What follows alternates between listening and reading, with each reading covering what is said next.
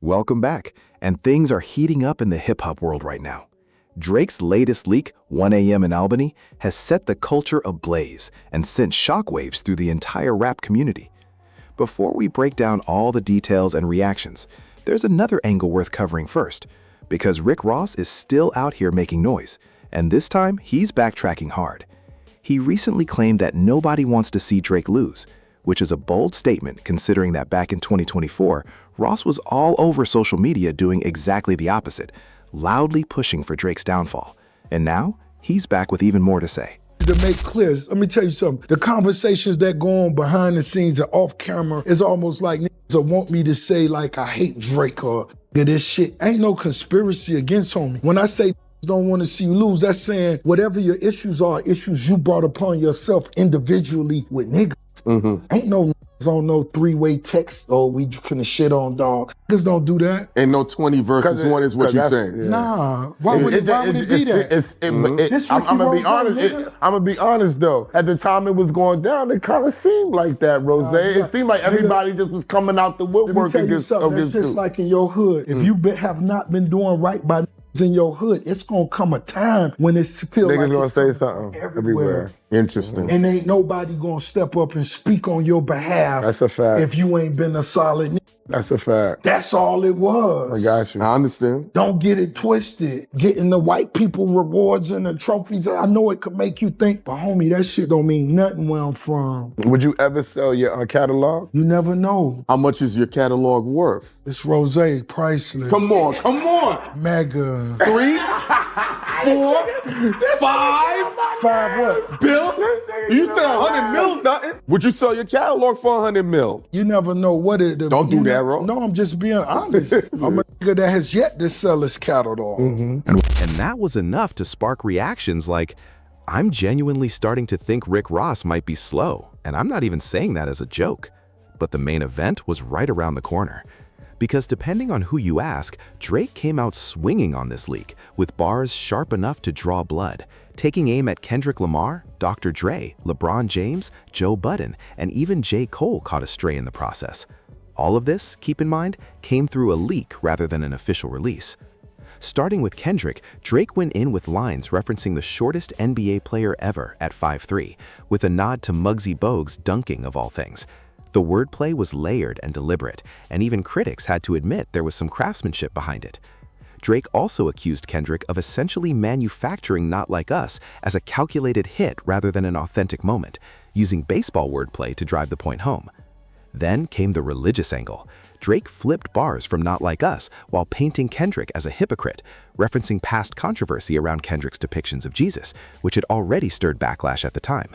The lines hit something like, crosses on their neck thinking Jesus saves. Well, either way, the blasphemy you talk, your amazing grace, is going to be delayed. Sharp, calculated, and clearly aimed. The height jabs continue too, lines about needing to lead the way to be number one, and being a couple of feet away from holding anything over Drake's head. Then, your insecurities keep spanning season to season. Kendrick's camp didn't stay silent. Someone close to him relayed a simple message, move on. But Kendrick wasn't the only target. LeBron James also caught bars, Drake questioning why he should even be surprised to see LeBron in that arena, given his well-documented history of chasing championships by switching teams. The 23andMe reference was a triple layer, LeBron's jersey number, the ancestry testing brand, and a callback to Kendrick's DNA. Some viewers felt Drake's shots at LeBron were entirely justified, pointing out that LeBron chose to insert himself into the beef, despite Drake having publicly shown support for Bronny James following his cardiac episode on the court. The reaction said it simply, he didn't have to do that, but he did. J. Cole also caught a glancing blow, Drake referencing a married rapper who fell back from the situation, making it clear he had no intention of doing the same. Then Drake shifted his sights towards Joe Budden, explaining in bars why there's been tension between them for years. The lines painted a picture of Budden watching in frustration, while Drake apparently spent time with someone close to him, references to good times, stomach aches, and Budden sleepwalking naked in another state. Now, for those who've been following this channel for a while, you'll remember we covered the story of Joe Budden being exposed for sleepwalking in his condo. And Budden has already reacted within hours, and from the looks of it, he's moving fast to find a way to turn this into content. This is gonna be the craziest fucking project ever. Yeah. Yeah, he said even Muggsy Bogues done for once. If we doing that, we got to paywall. Oh my God. If he doing that, we gonna have to pay-per-view. That's why, Yeah, buddy, and that's why we're together. That's it. It just that. No. Yeah, I that's thought he was gonna come with some bullshit still. If he gonna do that on the project, Joe Yo, gonna fucking just, be like, just listen, guys. If that's what the project is, which is what it's going to be, it's game over. that's one song. He do that on the 1 a.m. Nah. Damn joints. Don't get hyped. No. Listen. If you don't give this, he's coming with a tidal wave. It's going to wipe everything out. It's mastermind shit coming. And guess what? I think 40's been there the whole way. He's back on track, and now it's going to bury everyone. Shout out to 40. Shout out to 40. even Don't Mug. say everyone, because that's us. No, buddy. You're Come not. on, Ian. Use your brain. He just said everybody was walking through the double doors. Yeah. No, buddy, we're opening the doors. I'm gonna do a power with Sasha. That Nasty line was crazy. Yo. He killed that shit. Speculation has also started swirling around Drake allegedly being involved with not just some of Joe Budden's ex-girlfriends, but potentially his current girlfriend as well. And some are suggesting she may be next in line. Allegedly, of course. Then there's a bar that many believe is directed at Dr. Dre, Drake referencing taking out an AK, suggesting that just the name itself would land someone behind bars. O'Shea Jackson Jr., Ice Cube's son, reacted to that one almost immediately. His read on it? Drake was targeting Budden, Kendrick, LeBron, and one other person he couldn't quite place. Others have expanded on the Dr. Dre angle with more concern than amusement. The general sentiment being, Drake has no business poking at Dr. Dre, because Aftermath Entertainment has a well-documented history of dismantling careers and entire label operations. Pulling Dre and 50 Cent into this beef would be the last move Drake should want to make right now. And then Charlemagne the God weighed in, and he was not holding back. An alleged quotation leak from a Drake album or a Drake song or of a Drake song, 1 a.m. in Albany. Now, we are only a day away, as I mentioned, from Iceman dropping, and this is a timestamp record. Drake does these traditionally. We've seen them with other projects. Every time before he drops an album or a project, he drops a timestamp record for the most part. Yes, for the most part. Now, let's get into some of the shots that he's throwing. So first, of course, he throws some shots at Kendrick, and then he goes into, he continues, he throws shots at LeBron. How did y'all feel about what y'all heard? He definitely took some shots, man. I mean, and did we? He took shots at Joe too, didn't he? Joe Budden, yeah. Joe Budden, yeah. How do y'all feel about what I heard? Let me think about this question. Let me see. And what about the switching teams part, yo? You know what? I hope this is what I feel. I hope this isn't what Iceman is about. Because if it is, I'm going to just assume we calling Drake Iceman because he's frozen in time. Okay, it's like, bruh, get over the L. You took the Kendrick already, because this record just continues the conversation that Drake is the biggest sore loser rappers ever seen. But are you supposed to stop? Yeah. Like, what if you got some more to say? You just supposed to keep it on the tuck? He's saying the same things, though. Like, I just wish that we didn't get What Did I Miss? And I think it would have been a bigger explosion if this was our first time hearing how he felt, but it sounds redundant. If he had more to say, he didn't have to wave the white flag 2 years ago. He's the one who put out the Hard Part 6 and waved the white flag. He didn't have to do that if he had more to say. But he been sitting on some words. He had to get some things off his chest. And then you talked about whatever the Dre line was, but it's like Drake told Kendrick he needs to read the Bible, and the blasphemy he talks about means his amazing grace gonna be delayed. The Bible also talks about hypocrisy, Drake, and you are very hypocritical, okay,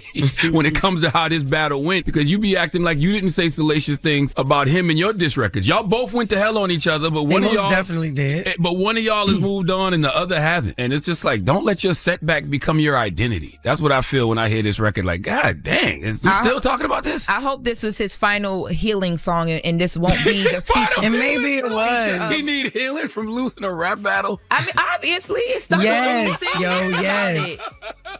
Damn, yo, y'all some haters. Oh my God. Mental health goes into rap battles, apparently. Okay, you're right. I wish him well. I wish him healing. I just hope this is not what Iceman is about. Same. It's been time to move the page. I'm a Drake fan, but I listened to this and I was like, that was it? That was what we got before this? Like, those constant records are normally so like... Oh, no. If we talking about just rap, no. He's a phenomenal rapper. Drake is a phenomenal rapper, though. That's not... Anybody debating that is ridiculous. I'm not not debating that. What I'm saying is, what are we talking about and why? That's what I'm looking forward to Iceman. You know what we talk about. You just heard it. Drake is a phenomenal rapper. That is not up for debate. He's always going to do the things that he does, right? Flip it, trip it, all the stuff. But to be fair, hip-hop media itself has been completely fixated on this beef from the beginning. So asking Drake to move on while continuing to cover every angle of it is a bit of a contradiction, especially from legacy media figures who helped keep it alive. And the reaction to Charlemagne was pointed. People are saying the industry doesn't actually want rappers to rap anymore. If Drake had stayed quiet and never responded to Kendrick, those same voices would have run a completely different narrative, calling him scared, calling him soft. You can't win either way. And personally, if Kendrick and Drake want to keep going at it, there's a real audience for that. This isn't over. Now, some bars from the leak stirred up a separate debate entirely. Drake questioning whether people want to keep him off the top because of his complexion or his Jewish heritage, then dismissing a Billboard #1 like it means nothing, suggesting the system is rigged against him because he's going up against the biggest name in the game and that they're trying to keep him frozen in place. And the internet, as always, has a long memory. A user got exposed and heavily ratioed after reacting to the leak by claiming Drake was facing hatred rooted in colorism and anti-Semitism. That take alone was enough to raise eyebrows, but then people dug up an old post from that same account that read, "Hip-hop is Black American culture. Drake is a Jewish, biracial man from Canada. It will never be his culture."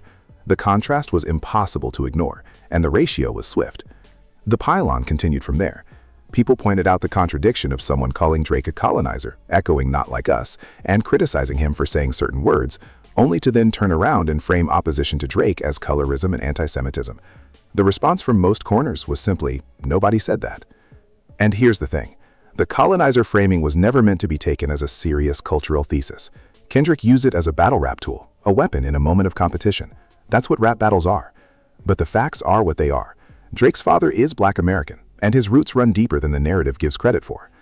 Now, in terms of where things stand, most would say Kendrick took the first round. But if the roles were reversed, would you really let this leak slide?